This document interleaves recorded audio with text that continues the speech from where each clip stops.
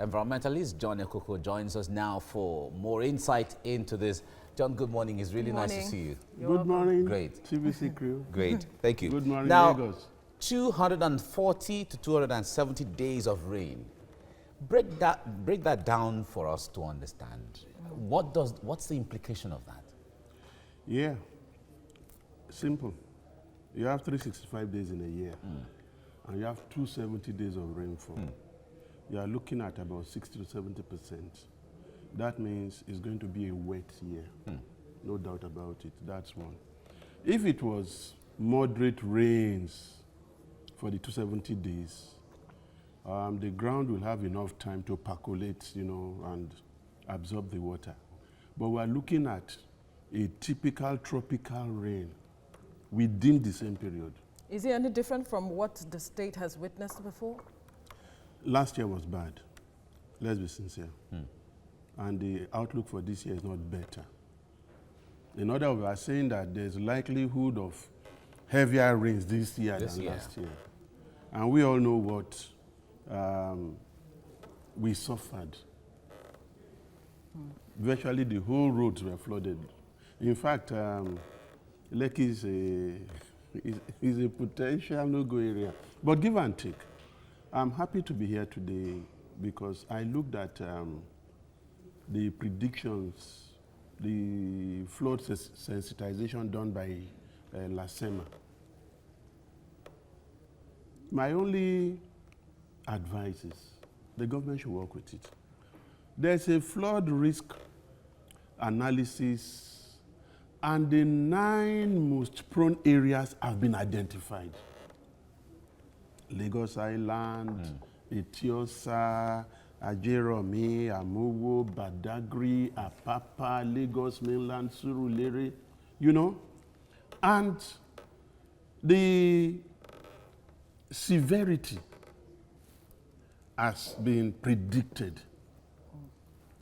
What I will expect the government to start looking at now, which I think they must be doing, is building relief camps. It's not enough to tell people, oh, rain is going to fall, make plans to move out. Where are they moving to? So the government on its own part should look at building relief camps for the likely victims of the flood thing. I wanted to ask a question which has to do with if we are to build a relief camp. Today is 17th, right? Yeah. Or tomorrow? Today is 16th. So tomorrow is 17th. Tomorrow is 17th. So we're expecting rains. The beauty is that the rains overnight will not flood everywhere. Okay. And luckily, building relief camps does not mean building the building from the start. Oh, okay. There will be buildings that will be set out.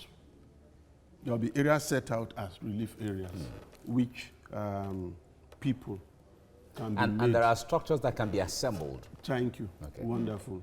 For coronavirus, we've seen how many story building within 10 days. That's China. That's China. Yes. Not Nigeria. No, but seriously That's speaking, China, not Nigeria. let us have some value for human lives. Yeah. I think our progress has been stunted more because we believe that those who are affected, either they do not matter or they are not human beings. So we tend to be lazy. If we believe that every life is equally important, we can do much more than we're doing. And I want to say it again, when I went to the LASEMA report, I was very, very impressed. The commissioner even quoted it. You have rains as much as 1.8, right, meters in some area. You know what I'm trying to say? Man, that is a real flood. That is a real flood. You have areas in Lagos that are 77 meters above sea level. You have areas 25 meters below sea level, especially Lagos Island area. And it's part of the flood-prone areas identified. What are we going to say? That suddenly the people there are swept away like it happened last year, and we did not know it's going to happen? No, I don't think so. If anything like that happens now, what I just believe is that it's either the resources are not there, or the areas that have been singled out are deemed to be low economic value areas. Once you remove that, one, with the predictions now, proper planning can be put in place. 2, early response is assured. 3, there is a greater degree of management of the flood crisis. And the good thing is that there's been a lot of improvement in infrastructure. Okay. The roads are being worked on. Yes. All right. Well, let's leave it here now. This conversation is going to continue for us to get to understand better what we can do as a people and then also as a government. Thank you very much, John Ekoko, for coming on the program. With me, John Ekoko, an environmentalist. And when these things happen, they always take a toll on the environment, and the impact lasts even longer than what we see on a daily basis. John, it's good to have you join us this morning.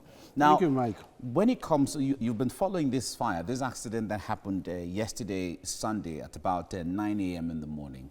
Lives have been lost, property have been destroyed, and beyond the human beings and the property, another devastation is the environment, which is the mother of all. Talk to us from that impact. Gas is involved, petroleum products are involved here. There is fire also involved and all of that. What impact will this have on the immediate environment and on the people? Yeah, thank you, Mike. Like I said earlier, this is Boko Haram, natural Boko Haram. Yes, you know, it is quite saddening. And it's better to analyze it from the basics. Safety is the most important part of management. Safety is the most important part of any operation. Environment and safety, they go together. Now, I cannot get one thing first. A truck drove over a right-of-way Well, with an embedded pipe. That's one. Yeah. You know.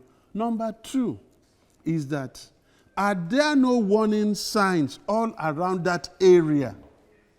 And number 3, what exactly is the depth of that pipe? I mean, some people say it was like a bomb exploded.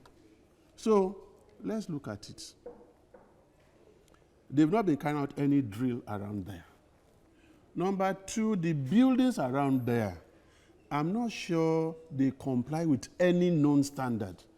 If pains have been taken to comply with standards, the degree of damage would have been reasonably, in fact, brought to a minimum.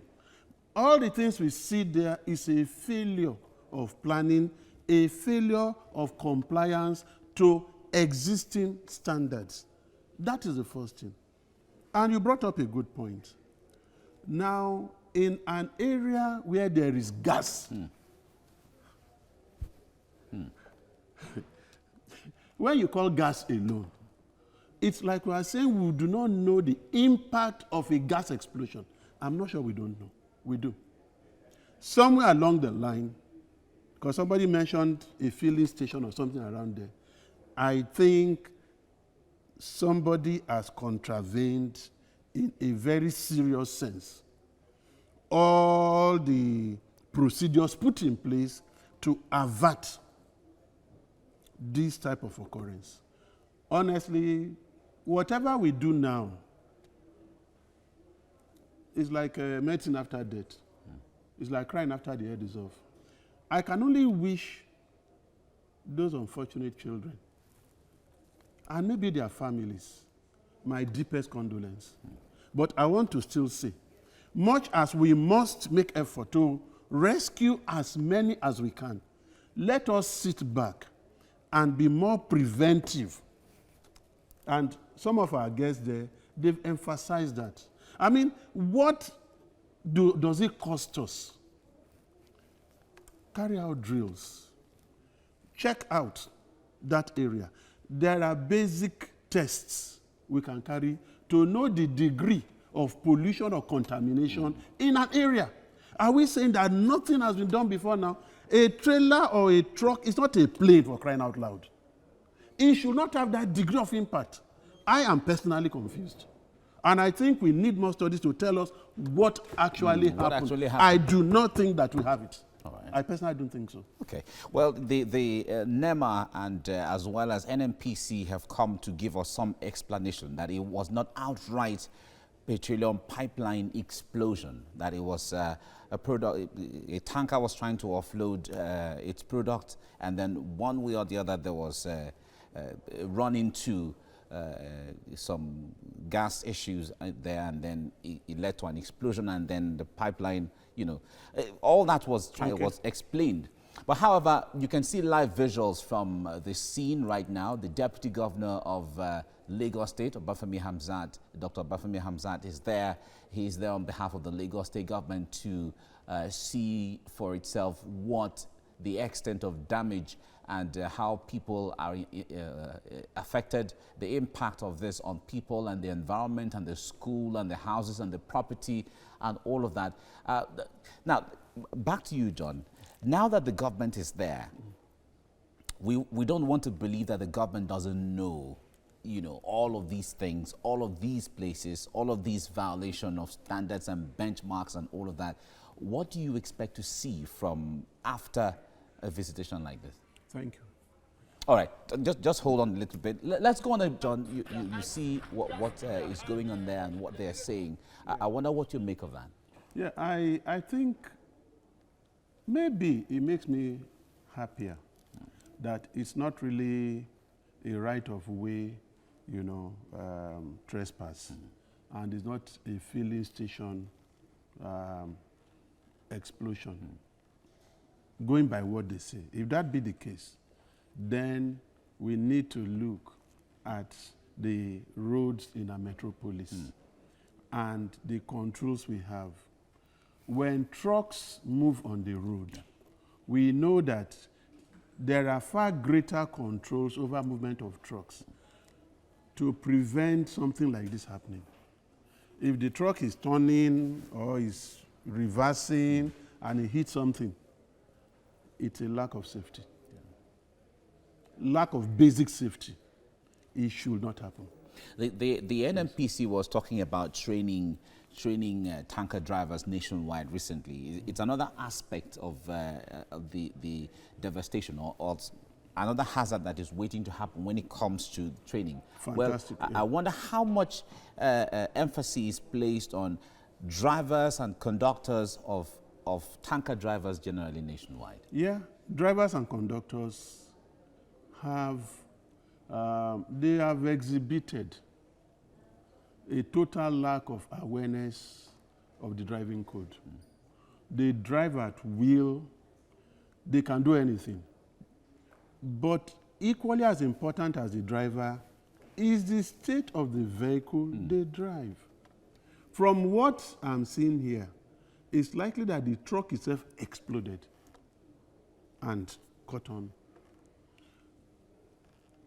Some time ago at Otedola Bridge, about twice in recent times, this same thing has happened. Trucks that are poorly or badly maintained are allowed to ply the road at all hours of the day. This one happened around 9 a.m., if what I hear is right. So exactly, why would such an accident happen at such a Sunday, for crying out loud? It's a rest day. The roads are free. So definitely, if there's a way to take all the drivers for training, fantastic, it will help in imbibing safety culture. Not only taking the drivers for training, there must be a way to properly check these vehicles, that they are fit for purpose. I have my strong doubts. I very much have it. And above all, I want to say that we should develop a stronger safety culture.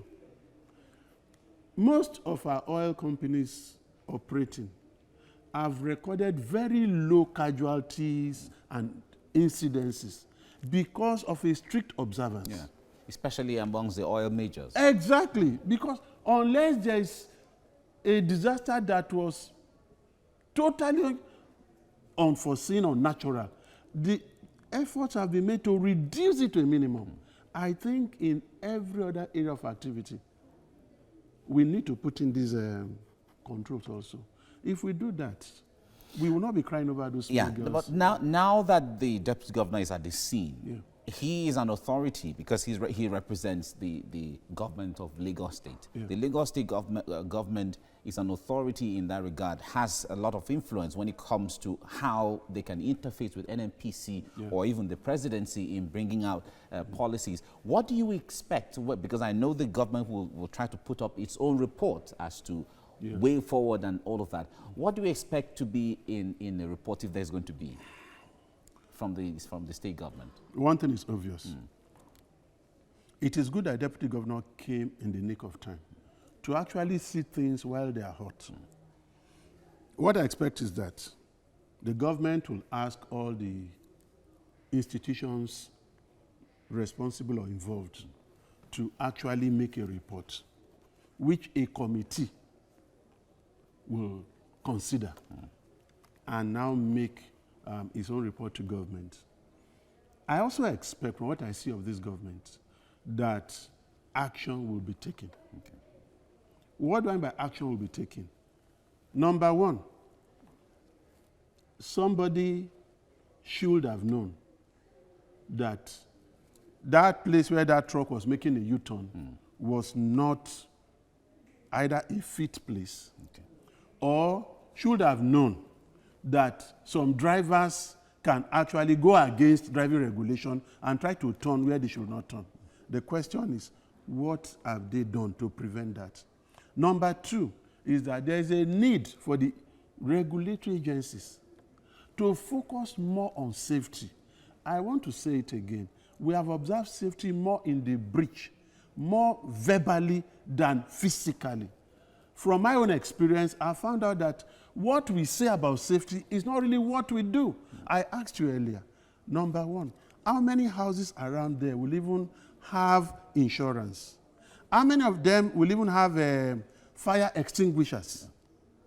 These are basic things that could have minimized the impact of that explosion there. I can tell you, if you go and check, less than 2% will have this. All right.